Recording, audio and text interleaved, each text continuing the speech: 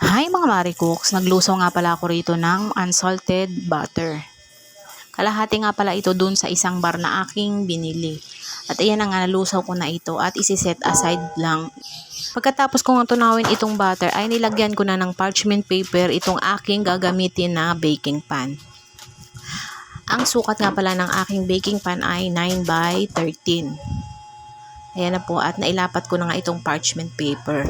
Ito nga palang aking gagamitin ay all-purpose flour at saka yung kokwa. Sa sobrang mahal nga ng kokwa ngayon ay yung mumurahing kokwa lang ang aking binili. Titingnan ko kung i-effect ito sa aking gagawin ngayon. Pinaghalo ko na nga pala itong all-purpose flour at ang kokwa. Nilagyan ko na rin ng 1 teaspoon na salt. At sa hiwalay na lalagyan ay nag-crack na ako dito ng itlog na 4 na piraso.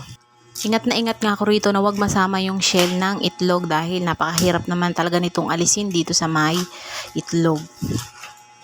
Isusunod ko na nga ilagay dito ang 2 cups ng sugar.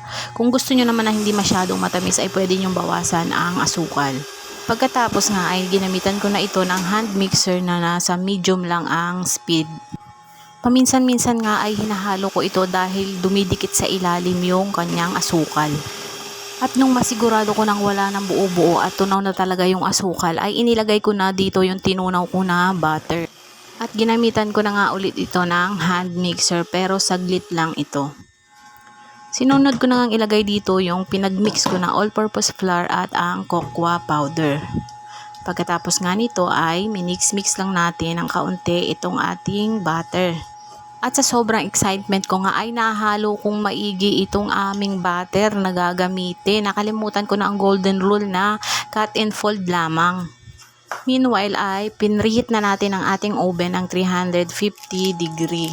Pagkatapos ko na nga ma-mix ng maigi ang aming butter ay nilagay ko na itong chocolate chips. Mumurahin lang na chocolate chips ang aking gagamitin.